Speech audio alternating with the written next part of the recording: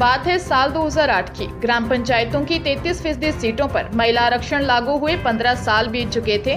मर्दों के हुक्म से चलने वाली इस दुनिया में घूंघट के नीचे और पर्दे के पीछे रहने वाली महिलाओं को अचानक अपने गांव की सबसे महत्वपूर्ण प्रशासनिक संस्था का प्रमुख बना दिया गया था। हालांकि दबे मुंह इसकी आलोचना करने वालों की भी कमी नहीं थी। लोग कहते कि आरक्षण से फायदा क्या हुआ, फोटो महिला की लगती है लेकिन काम तो सारे आदमी ही करता है। साल 2008 की जुलाई में उस दिन मध्य प्रदेश की राजधानी ढेर सारी औरतों से गुलजार थी। भोपाल में ग्राम प्रधानों की एक बैठक हो रही थी।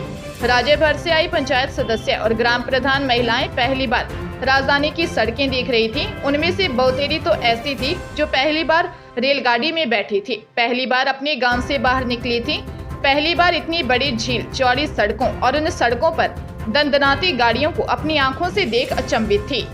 उस दिन वहां उस कार्यक्रम में मौजूद एक पत्रकार ने एक महिला ग्राम प्रधान से पूछा, महिलाओं को आरक्षण मिलने के बाद क्या बदला है?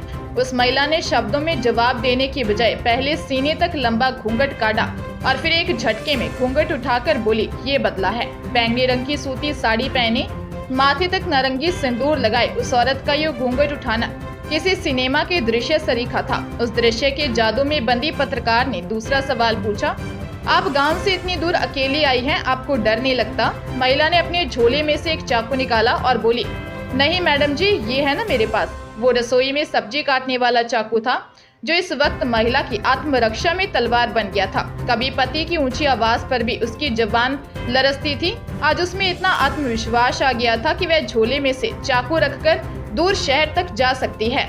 तो 15 सालों में आरक्षण से ये बदला था। 19 सितंबर 2023 की तारीख भारतीय संसदीय राजनीति के इतिहास में एक ऐतिहासिक दिन था।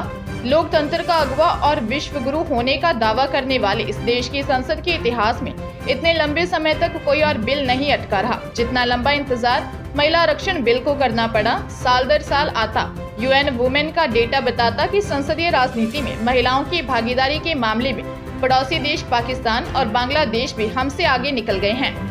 हम हर एक क्षेत्र में इन देशों से आगे और बेहतर होने का दावा करते हैं।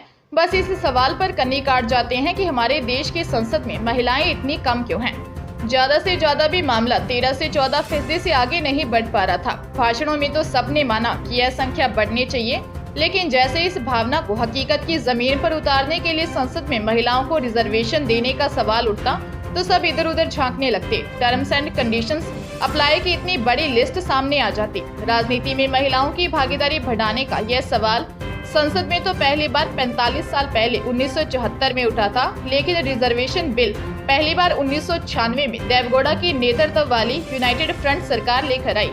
उसके बाद कम से कम 10 बार यह बिल संसद में पेश किया गया और हर बार चीख चिल्लाहट, विरोध और हंगामे के बीच लटक गया।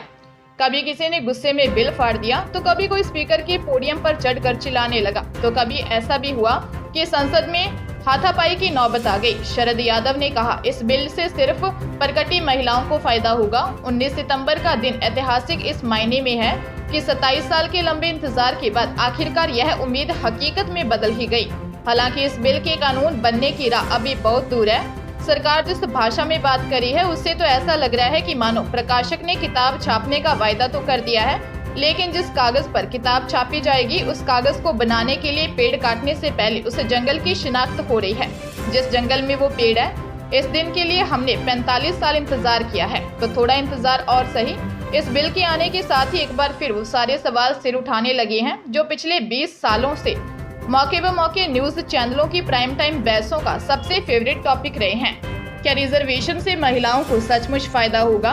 2010 में जब राज्यसभा में यह बिल पास हुआ तो करण थापर एक प्राइम टाइम बहस में मनीष तिवारी, सुभाषिनी अली और जोया हसन के साथ बातचीत कर रहे थे। उस बातचीत का केंद्रीय मुद्दा यही था कि महिलाओं को सशक्त बनाना तो ठीक है, लेकिन इसके लिए रिजर्वेशन देने की क्या जरूरत है। इस देश की संसद के भीतर 181 महिलाओं की मौजूदगी से संसद की राजनीति, उसका चरित्र सब कुछ बदलेगा। गैर राजनीतिक परिवारों से आने वाली महिलाओं के लिए भी संसद के दरवाजे खुलेंगे और उसका असर रिसकर जमीन पर पहुंचेगा।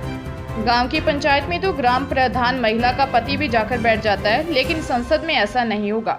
जो महिला सांसद चुनी जाएगी वही सदन में जाएगी, वही बहसों में हिस्सा लेगी, वही सवाल करेगी, उसी की शिरकत होगी।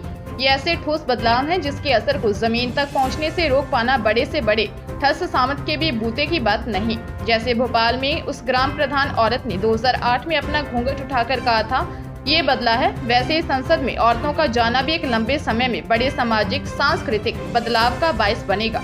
फिर औरतें ये सवाल पूछेंगी कि जब हम आबादी का 50% हैं तो संसद में सिर्फ 33% क्यों? हमें पूरा आधा चाहिए, आधा मकान, आधा खेत, आधी संपत्ति, आधा देश और आधी संसद।